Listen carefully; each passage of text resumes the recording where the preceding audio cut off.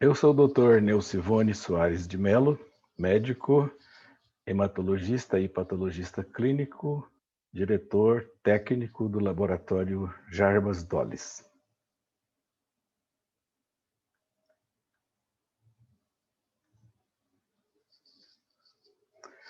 Hoje nós vamos conversar sobre o ciclo dos exames laboratoriais.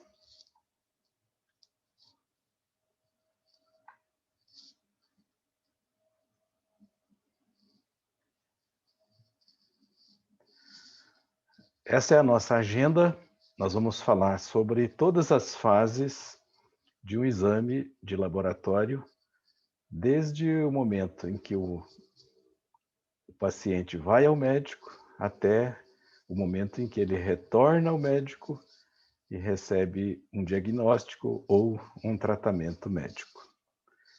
Então, nós temos aqui várias etapas intermediárias que envolvem a preparação do paciente, a coleta da amostra, o transporte das amostras, a triagem das amostras quando elas chegam ao laboratório, o exame realizado naquela amostra propriamente dita, a liberação dos resultados, a interpretação dos resultados e a conclusão diagnóstica e o tratamento a que o paciente é submetido, ou a continuidade do tratamento, ou um controle de tratamento. Esse gráfico aqui de pizza nos mostra que a fase pré-analítica, ela envolve 70% do trabalho e dos problemas que nós temos no ciclo do exame. Então, é a fase mais complicada, porque ela envolve questões relacionadas ao próprio paciente, ao atendimento desse paciente na recepção, a coleta e transporte das amostras, etc. Então, é uma etapa que é muito dependente da atividade humana. Então, nós não temos, digamos assim, processos muito definidos de automação aqui na fase pré-analítica. Ao contrário da fase analítica, onde os processos são muito bem definidos, nós trabalhamos com equipamentos automatizados. Então, no momento em que a amostra ingressa no aparelho, aí as coisas acontecem de uma forma muito mais controlada. E aqui o foco é você ter um bom controle de qualidade para verificar se os seus equipamentos estão funcionando corretamente. E a fase pós-analítica, que é depois que o exame terminou, ele foi finalizado, então entra aqui a fase pós-analítica, é que a maioria dos exames hoje não envolve transcrição, digitação, saem diretamente do equipamento para o sistema de informática do laboratório através de um interfaceamento eletrônico. Isso aí minimiza tremendamente os problemas relacionados à digitação e transcrição de laudos. Mas alguns exames ainda são manuais e envolvem, então, essa etapa de digitação. E envolvendo aqui a, a etapa final, né, que é quando o paciente pega o resultado do exame e leva ao médico. Então, nós colocamos aqui nessa tabela um resumo, né, dessas três fases, a pré-analítica, analítica e pós-analítica. Então, a fase pré-analítica envolve a consulta médica, o paciente ali no consultório, finalizando a consulta, muitas vezes o médico solicita um exame. Hoje, em função do modelo assistencial que nós vivemos, aqui tem uma etapa de autorização da operadora, que nós temos muitos problemas, né, com negativa de cobertura. Às vezes o médico solicita o exame e aquele exame não está no rol daquela operadora, ou não está no contrato daquele paciente, e acaba tendo aqui algum ruído na atenção, né? O preparo do paciente para a realização daquele exame, a coleta e o transporte das amostras. Aqui nós temos que enfatizar a questão da importância da qualidade da amostra. Então, não é possível você ter um bom exame feito em uma amostra de má qualidade. Aí envolve, então, a questão de tubos de coleta, de quantidade de amostra, de todas as questões relacionadas ao preparo do paciente. Por exemplo, se é uma amostra que o paciente mesmo vai colher, como o caso de uma urina, então se o tubo é adequado, se a quantidade foi adequada, as condições de higiene, né, no momento daquela coleta, se foram todas observadas. Então, tudo isso pode comprometer a qualidade da amostra. Essa amostra, então, ela vai chegar num setor do laboratório chamado triagem, e dali ela vai ser distribuída para o setor técnico. Hoje, com o sistema automatizado, com o interfaceamento, a amostra entra direto no aparelho, identificada por um código de barras, que o equipamento vai ler aquele código de barras e vai interpretar quais os exames que serão feitos naquela amostra. Então, é uma fase muito tranquila quando todo esse sistema está em perfeito funcionamento. Então, uma vez ingressada no aparelho, vai ser processado, então, a análise da amostra. Isso hoje, no laboratório, envolve 90% de tudo hoje está na automação. Então, aqueles exames que ainda são manuais, aqui tem uma etapa que envolve a intervenção humana. Como nós já falamos, sempre que tem intervenção humana, é necessário que o cuidado seja redobrado, os processos muito bem definidos para que não haja erros, né? E a fase pós-analítica é quando nós vamos verificar os resultados, liberar, disponibilizar esses resultados no sistema para que eles sejam impressos e entregues ao paciente. E esse paciente, então, vai levar ao médico, onde o médico vai tomar uma decisão baseado naquele resultado de exame. E aqui eu coloquei essa comunicação de valores críticos, é que muitas vezes nós, ao realizarmos um exame, encontramos valores que podem colocar em risco a vida do paciente. Esses são chamados valores críticos. Então, quando nós encontramos o valor crítico, nós temos um procedimento, né, de comunicação do valor crítico, porque suponhamos que o paciente fez uma dosagem de glicose, a glicose está muito alta ou muito baixa. Uma glicose acima de 500 ou abaixo de 50, isso põe em risco a vida do paciente. Então, nós temos que comunicar aquele valor crítico para o médico, para algum parente ou responsável por aquele paciente, ou às vezes para o próprio paciente, para que alguma ação seja tomada. Suponhamos que esse resultado, o paciente fez o exame na segunda-feira, o resultado está marcado para quinta ou para quarta, e nós temos que tomar uma decisão urgente ali em relação àquele resultado muito alterado. Então, é preciso que seja comunicado no mesmo dia, antecipando a entrega do resultado do exame.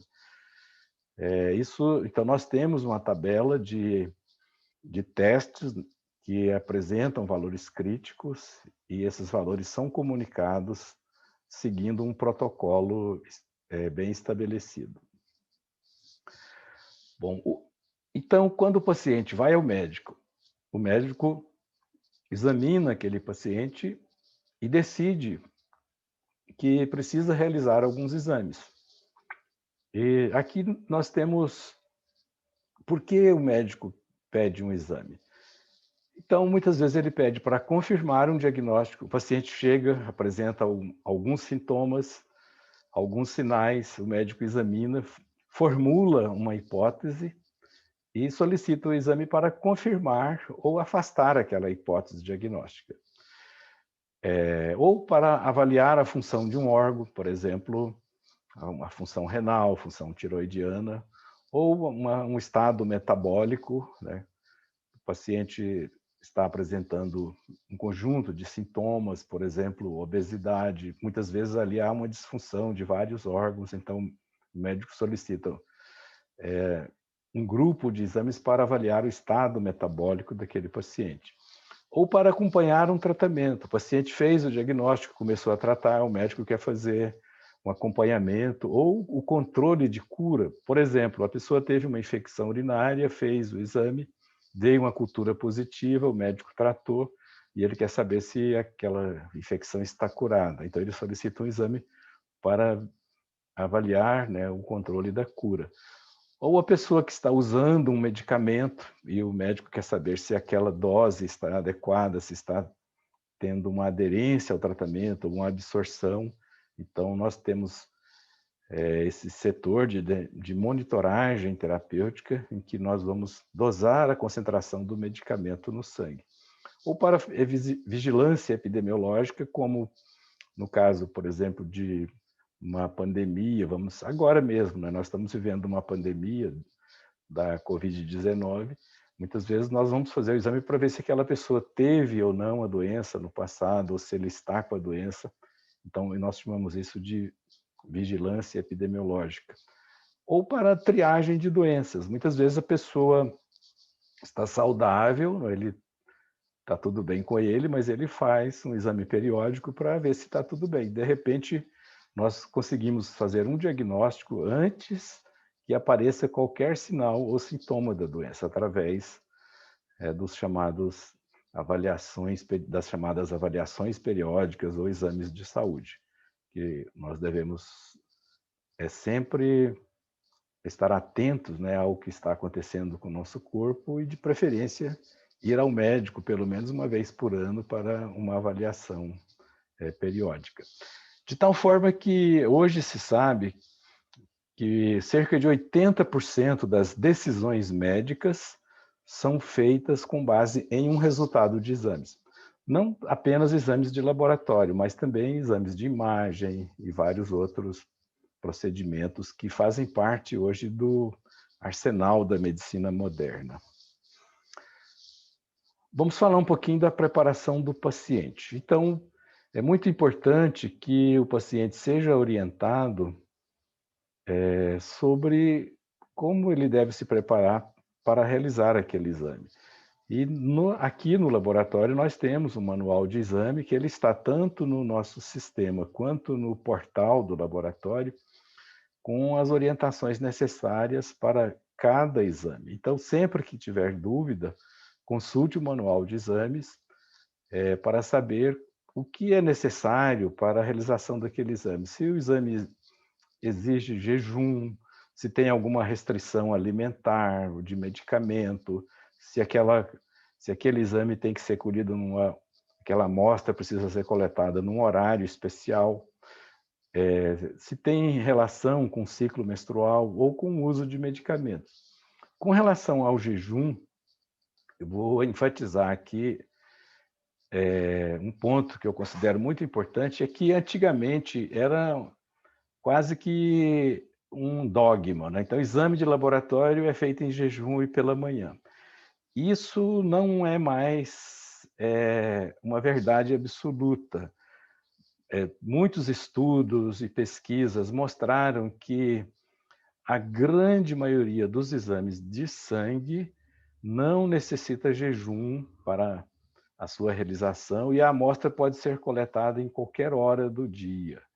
Isso é muito importante porque, inclusive, em relação ao estilo de vida que as pessoas levam hoje, né, que ninguém tem tempo, o trânsito é difícil, tudo é difícil. Então, muitas vezes a pessoa sai do consultório às 16 horas, pode passar no laboratório, colher seus exames e ir para casa. Não precisa de voltar no outro dia no laboratório para fazer os exames. Lógico que, como eu disse, isso engloba praticamente 90% ou mais dos exames de sangue. Agora, existem exames que exigem sim, né? Exigem jejum.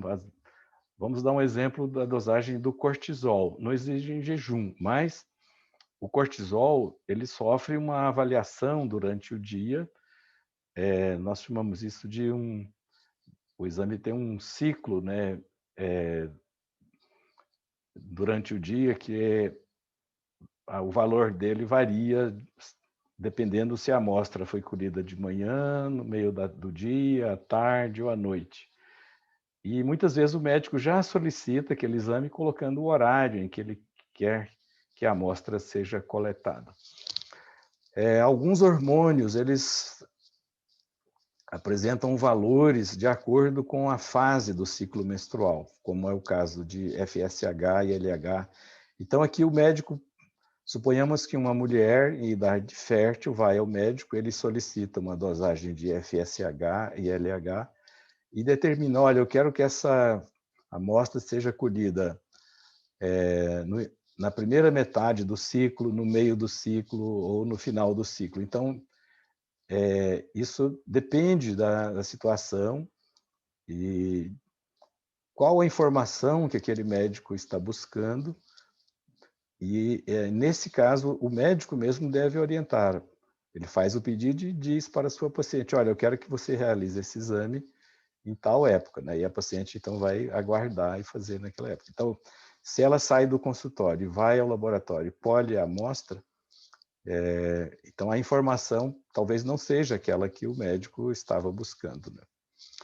Medicamentos interferem em alguns exames e aqui, hoje, nós enfrentamos alguns problemas no laboratório, que é o uso de muitas fórmulas, né, com dezenas de medicamentos nessas fórmulas, e principalmente aquelas fórmulas que contêm biotina.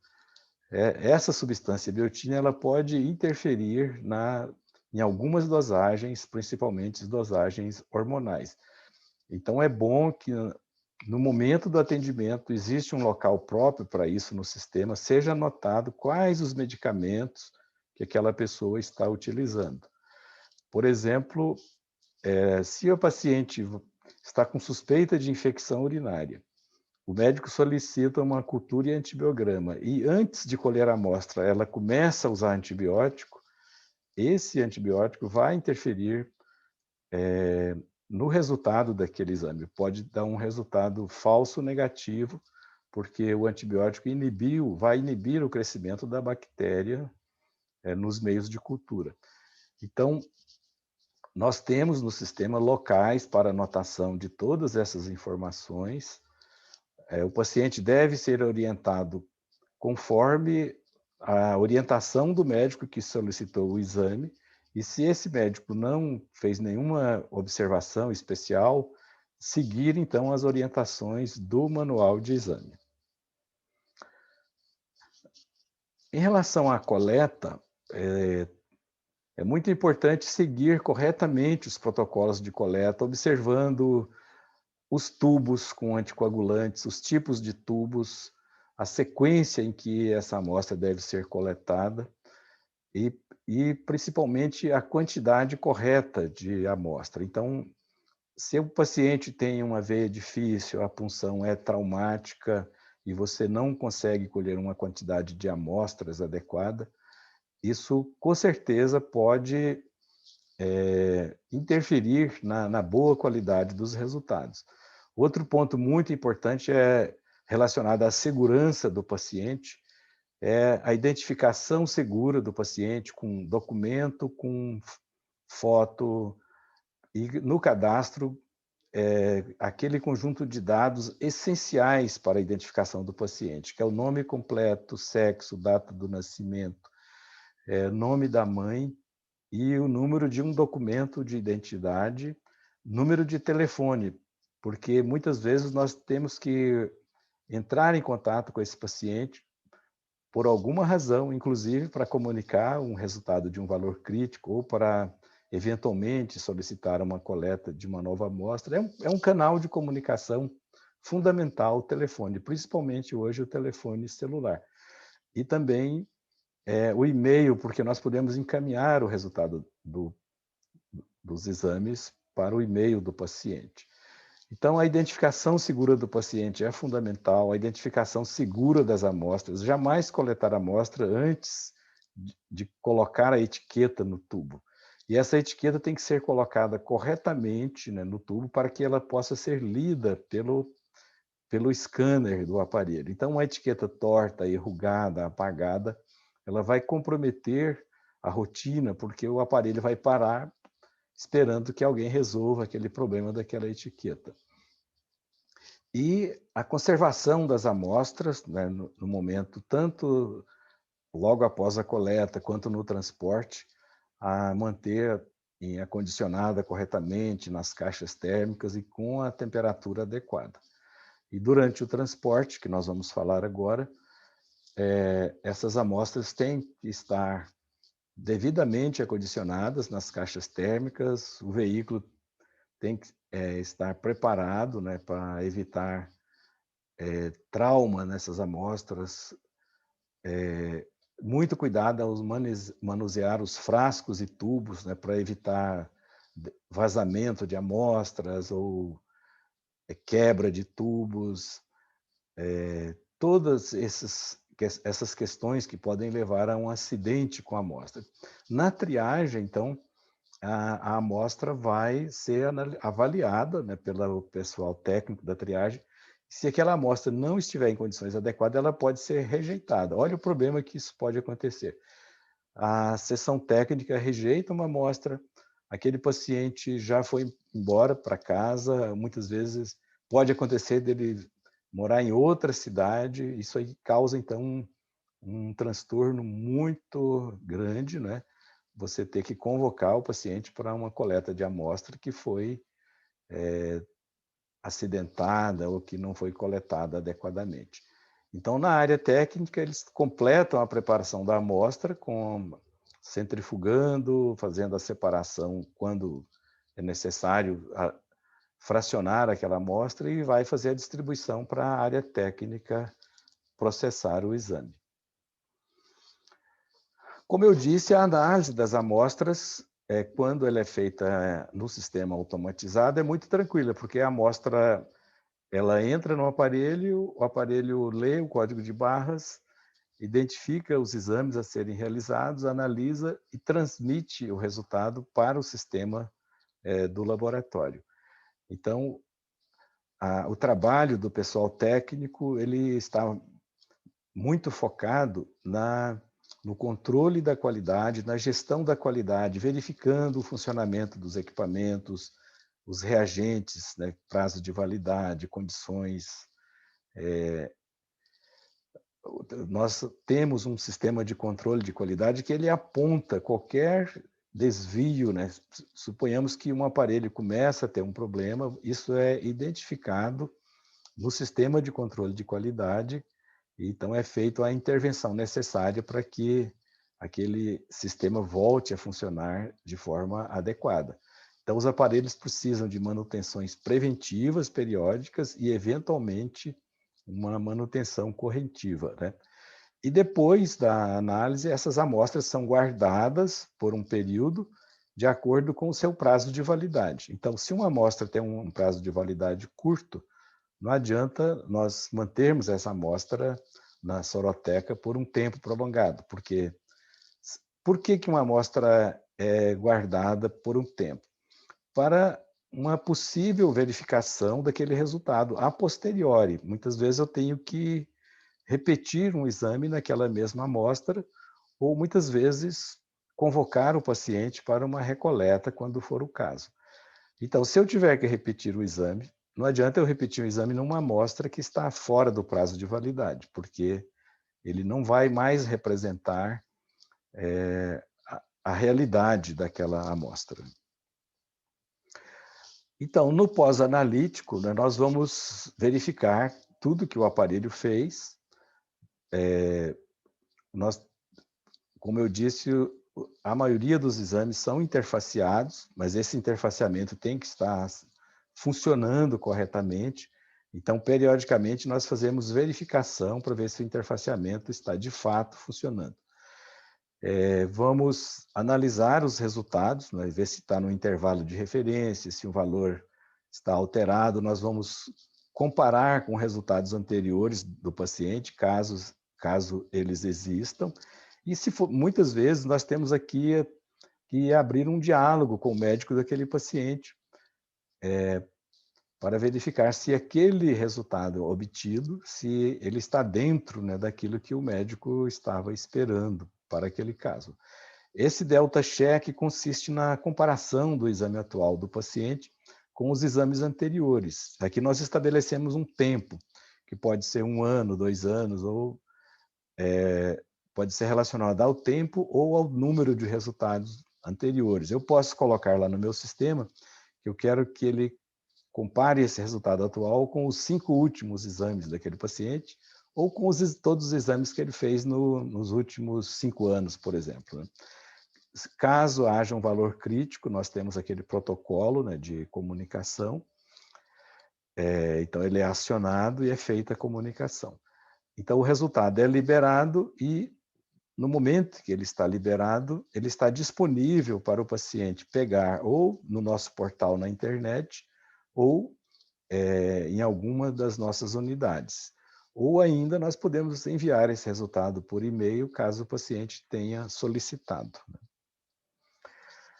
Aqui nessa tabela nós estamos vendo uma série de situações que podem interferir nos resultados de exame. Nós chamamos isso de variabilidade. Então nós temos a variabilidade biológica, que depende do próprio paciente, a variabilidade pré-analítica, que depende de condições do paciente, como jejum, dieta, exercícios, uso de medicamento e etc. Nós falamos disso um pouco, né? A variabilidade analítica está relacionada mais aos materiais que nós usamos no laboratório, os equipamentos e etc. Então, essa variabilidade analítica é a mais fácil de controlar, porque ela depende menos das pessoas e mais dos sistemas, né? E a variabilidade pós-analítica é aquilo que pode acontecer depois da realização do exame, como, por exemplo, se o laboratório ainda usa processos manuais, então aqui nós podemos cometer erros de transcrição, de digitação, etc. E, às vezes, há até erro de interpretação. Muitas vezes, o resultado está dando uma informação e nós podemos entender de uma forma equivocada, né? E, principalmente, em situações complexas, em que o paciente tem uma série de comorbidades, e isso pode, então, interferir na interpretação desses resultados. Quando o paciente leva o resultado ao médico, então, como eu disse, o médico, dependendo de qual foi o objetivo, né, por que ele solicitou aquele exame, então ele vai pegar o resultado, vai fazer uma análise, levando em consideração tudo que ele já conhece sobre aquele paciente, a sua história, os seus sintomas, as suas queixas, né, os achados de exame físico e também comparando com o que ele já tem de registro no prontuário desse paciente. Então, vai depender muito aqui do porquê, né? Qual foi a razão pela qual o médico solicitou aquele exame. E o laboratório aqui tem um papel importante, que ele trabalha muito junto com o médico, dando uma assessoria. Muitas vezes, nós temos que conversar com o médico para entender aquele resultado, para interpretar. Eventualmente, né, pode surgir a necessidade de repetir um exame, para aquele resultado pode estar fora do esperado, que pode ser por causas relacionadas ao paciente ou relacionadas ao laboratório. Então, quando essa repetição é por uma causa relacionada a uma questão do laboratório, normalmente nós oferecemos, então, a repetição daquele exame sem ônus para o paciente. Seja na amostra que nós temos em arquivo, desde que ela esteja dentro do prazo de validade, ou mesmo coletando uma nova amostra para confirmação de um resultado. E o resultado, então, ele é um documento, né, que tem valor científico e valor legal. É um laudo. De posse do resultado, então, o médico vai tomar uma decisão. E, como eu disse anteriormente, 80% das decisões médicas hoje são relacionadas, estão baseadas em resultados de exames. Então, o valor de um laboratório está na qualidade dos seus laudos, né? E a qualidade desse laudo depende de todo esse ciclo que nós falamos aqui, do ciclo do exame, que começa lá no pedido médico e termina no momento em que o paciente sai do consultório do médico com uma receita, uma prescrição. Então, A qualidade do laboratório é fundamental, né, na qualidade da assistência médica, porque o laboratório fornece informações válidas, confiáveis e no tempo certo. Esse gráfico aqui, ele resume tudo que nós falamos, né? Veja que no centro aqui nós temos as fases pré-analítica, analítica e pós-analítica, começando aqui com o pedido médico, a preparação do paciente, a coleta, o transporte e preparação das amostras, a análise da amostra, o fluxo de dados dentro do laboratório até a liberação dos exames, a interpretação médica e diagnóstico e tratamento. Então, nós estamos envolvidos, né, numa tarefa muito importante, que muitas vezes a vida das pessoas dependem da qualidade do serviço que nós estamos oferecendo para ele. Espero que vocês tenham gostado e esse vídeo vai ficar à disposição, né, no nosso canal do YouTube e, por favor, comentem lá, deixem observações e se inscrevam no nosso canal também.